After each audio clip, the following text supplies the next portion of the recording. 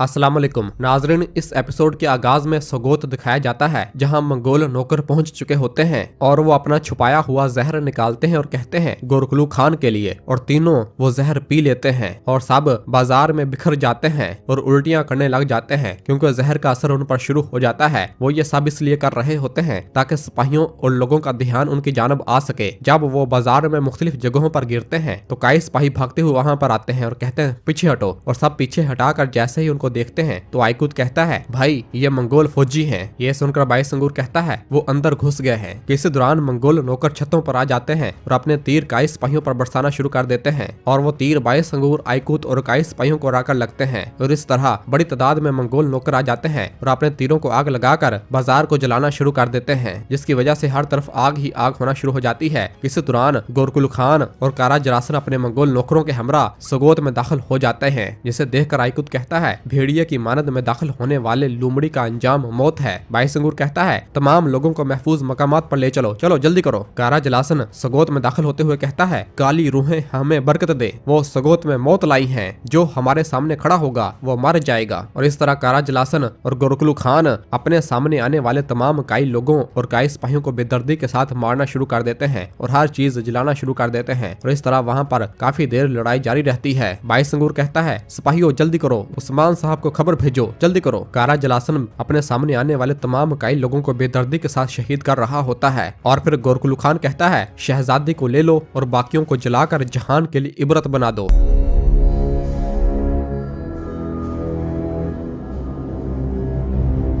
और दूसरी जानब यीनी शहर में उस्मान साहब बाजार पहुंच चुके होते हैं और लोगों को सलाम करते हैं और फिर उस्मान साहब एक ताजर की दुकान पर आते हैं और एक जूता उठाते हैं और पूछते हैं बताओ ताजर ये कितने का है। जिस पर वो ताजर कहता है हजूर हम इसे काले बकरे के चमड़े से बनाते हैं, इसका हर हिस्सा निहायत एहतियात से तैयार किया गया है, हम इसे 3 सिक्कों में बेचते हैं। ये सुनकर उस्मान साहब हैरानगी से पूछते 3 सिक्के? तो वो ताजर कहता है जी हजूर। तो उस्मान साहब अलाउद्दीन की जानब देखते हैं और फिर वो उस ताजर से पूछते हैं क्या ये बहुत सस्ता नहीं है? तो वो ताजर कहता है हजूर आपने अपने बाजार में हमारे लिए रोजी रोटी का दरवाजा खोल दिया है, हम थोड़े से मुनाफे से भी मुतमईन हैं। यह कीमत मुकर्रर करने वाले अलाउद्दीन साहब थे, हमें इसे 5 से ज्यादा सिक्कों पर फरोख्त करने से मना किया गया है। यह सुनकर उस्मान साहब अलाउद्दीन की जानब देखते हैं और कहते हैं अच्छा अच्छा ठीक है, काम में खैरियत हो। और आगे बढ़ते हैं तो अलाउद्दीन से कहते हैं बेटा तुम हर चीज पर ऐसी शर्त लगाते हो? तो अलाउद्दीन कहता है जी हजूर हम हर चीज तवाजन के साथ रखते हैं, हम धोखाधड़ी को रोकते हैं। उस्मान साहब कहते हैं सलामत रहो, रियासत ही सब कुछ है, अगर ताजर का तवाजन खराब ना हो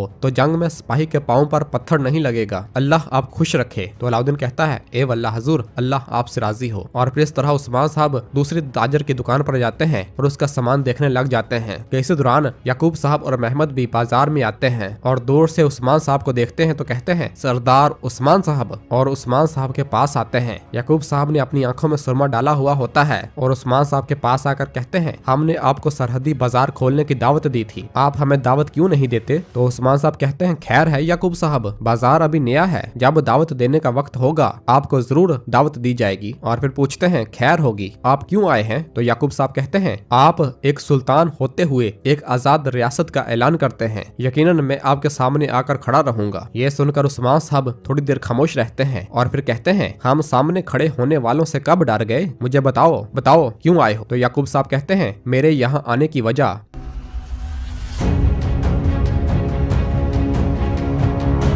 जबकि दूसरी जानब सगोत में मुसलसल लड़ाई जारी होती है। मंगोलों के एकदम और बहुत बड़ी तादाद में हमला होने की वजह से कई सिपाही मुश्किल का शिकार हो रहे होते हैं और एक कई सिपाही 3-3, 4-4 मंगोलों से बवक्त लड़ रहा होता है और मंगोल कई सिपाहियों पर काबू पा रहे होते हैं और बहुत से कई सिपाही शहीद भी हो रहे होते हैं। आइकुत कहता है वो तह खाने की जानब जा रहे हैं। तो बाईसंगूर कहता है इन्हें जाने दो, इनकी कब्रें बन जाएंगी वहाँ पर। जबकि दूसरी जानब गोरकुलू खान और उसके मंगोल नौकर जब जंदान की जानब भाग रहे होते हैं तो इसी दौरान उनके सामने संजाक्सिस के लोग आ जाते हैं। संजाक्सिस का सरबरा गुस्से से कहता कहां जा रहे हो मंगोल कुत्ते? तो गोरकुलू खान कहता है जिसने मेरा इलाका छीन लिया मैं इसे दुनिया से मिटा दूंगा, मैं सगोत के तबाह होने तक हमला करूंगा। जिस पर वो दूसरा संजाक्सिस कहता सगोत बर्दाश्त करेगा और तुम फना हो जाओगे। तो गोरकुलू खान कहता है तेरी बहादुर बातें तेरी मौत को तेज कर देंगी ए बेबस कुत्ते। ये सुनकर वो संजाक्सिस कहता टूट पड़ो संजाक्सिस, टूट पड़ो, जालिमों को जड़ से उखाड़ फेंको। और फिर दूसरा कहता है हमारा रास्ता रास्ता एक है और हमारा मकसद भी एक है,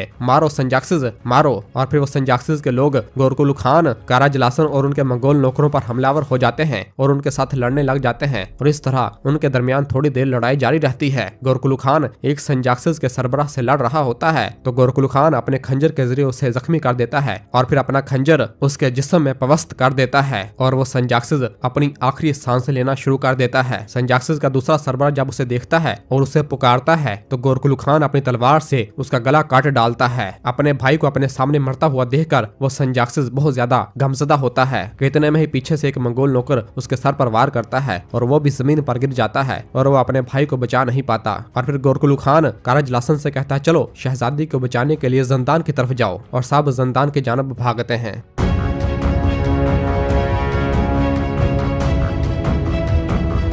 और फिर दूसरी जानब जंगल में एक मैदान में यूनुस एमरे साहब एक जगह पर मौजूद होते हैं और कह रहे होते हैं एक मुसीबत में है, वो है जो दवा की तलाश में है। क्या वो जो अपनी परेशानी का इलाज नहीं ढूंढ रहा वो आशिक है? ए यूनुस आओ अपने दोस्त की तकलीफ को कम कर दो। क्या जिसके दिल पर इश्क का तीर नहीं लगा वो आशिक है? इसी दौरान बुरहान अपने घोड़े पर सवार हुए वहाँ पर आता है और यूनुस एमरे साहब के पास आता है और आकर सलाम करता है और कहता है अस्सलाम वालेकुम यूनुस एमरे साहब। तो यूनुस एमरे साहब कहते हैं वालेकुम सलाम, खुश आमदीद बुरहान साहब। तो बुरहान अपने घोड़े से नीचे उतरता है और यूनुस एमरे साहब के पास आता है और आकर कहता है मुझे उम्मीद है कि मैं एक नामुनासिब वक्त पर नहीं आया, और बताता है एक बहुत अहम मसला है, मुझे आपकी मदद की जरूरत है यूनुस एमरे। तो यूनुस एमरे साहब कहते हैं अस्तगफिरुल्लाह, अगर मेरे पास दवा है तो मैं इसे आपसे नहीं छुपाऊंगा, चलें तशरीफ रखें। और फिर बुरहान यूनुस एमरे साहब के पास बैठ जाता है और कहता है वो मेरी माँ है, वो मेरी और होलोफिरा की शादी पर राजी नहीं है जब तक कि होलोफिरा इस्लाम कबूल नहीं कर लेती। मैं चाहता हूँ कि वो इस्लाम कबूल कर ले और हम दुनिया और आखिरत में एक साथ रह सकें,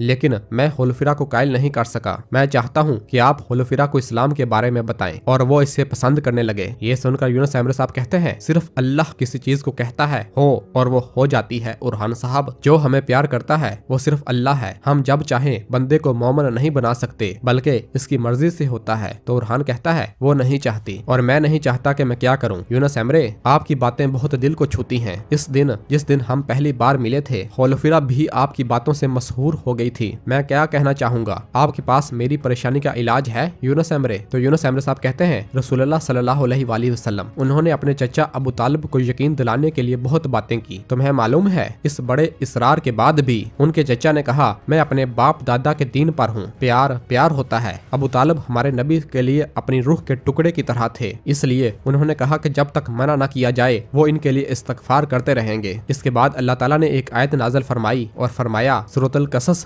आयत नंबर 56, बेशक तुम जिससे मोहब्बत करते हो इसे हिदायत नहीं देते बल्कि अल्लाह जिसे चाहता है हिदायत देता है और वो हिदायत पाने वालों को खूब जानता है। जबकि बाज ऐसे भी हैं जो रसूलुल्लाह सल्लल्लाहु अलैहि वसल्लम की बातों को नहीं मानते थे। मेरी बातों का क्या असर होगा? दिल रहमान की दो उंगलियों के दरमियान है और जिस तरह चाहता है इनको फेर देता है। यह सुनकर बुरहान कहता है आप कहते हैं यूनुस एमरे मैं इसके लिए इंतजार करूं, ऐसे ना? तो यूनुस एमरे साहब कहते हैं नहीं, मुसलमान इंतजार नहीं करता बल्कि वो हमेशा कोशिश करता है। लेकिन अब आप कहते हैं आइए इसे इस्लाम के बारे में बताएं, तो फिर इसे इसकी जबान में बताते हैं जैसा कि हमारे रसूलुल्लाह सल्लल्लाहु अलैहि वसल्लम ने किया था। वरना मेंबर पर बैठकर जन्नत और जहन्नम के बारे में बताना आसान काम है, बैठकर इस्लाम के बारे में बात करना आसान है। अहम बात यह है कि हम मुसलमान बन सकते हैं, हम कर सकते हैं। क्या हम अपने रसूल के अखलाक की तकलीद करने के काबिल हैं? क्या हमारी इबादत में अखलास है? इस वजह से हम सबसे पहले इसको देखेंगे, फिर हम इसके बारे में बात करेंगे। पहले हम होलोफिरा को मुसलमान करेंगे, फिर इसे इस्लाम के बारे में बताएंगे। आप सुनना चाहेंगे, सुनना चाहते हैं ताकि आप सुन सकें, वरना हमारी जुबान से निकलने वाला हर लफ्ज इसके लिए लगव होगा। होलोफिरा की ऐसा करने की ख्वाहिश आप पर मुनहसर है बुरहान साहब। तो बुरहान कहता है इसके लिए होलोफिरा की ख्वाहिश मुझ पर मुनहसर है।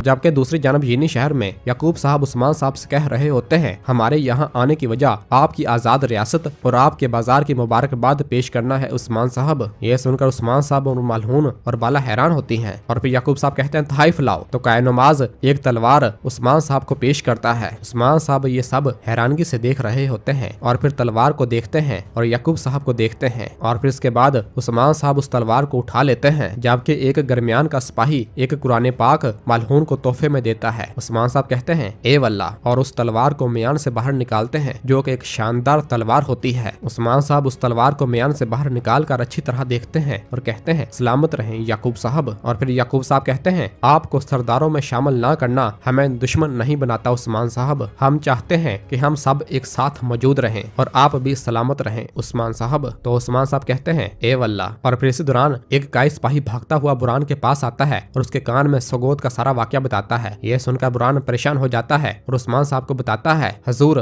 मंगोल कुत्तों ने शहजादी को लेने के लिए सगोत पर हमला किया है। यह सुनकर उस्मान साहब परेशानी से कहते क्या, और इंतहाई गुस्से की हालत में आ जाते हैं। उस्मान साहब को इस तरह गुस्से में देखकर याकूब साहब कहते हैं खैर होगी उस्मान साहब। उस्मान साहब कहते हैं खैर नहीं है याकूब साहब, खैर नहीं है, मंगोल कुत्तों ने सगोत पर हमला किया है, अब हम इनसे शरई मामले की तरह पेश आएंगे। सिपाहियों से कहते हैं सिपाहियों चलो। और फिर उस्मान साहब अपने सिपाहियों को लेकर सगोत की जानब रवाना हो जाते हैं। और इसी जगह पर एपिसोड खत्म हो जाती है। नाजरीन, अब हम मिलेंगे जुमेरात यानी कल अगले बॉलम की नई एपिसोड के साथ। कल इंशाल्लाह 4 एपिसोड्स अपलोड की जाएंगी, तो जल्दी से वीडियो को लाइक और चैनल को सब्सक्राइब कर दें ताकि आने वाले एपिसोड्स आपको आसानी मिल सके। दुआओं में याद रखें। अल्लाह हाफिज।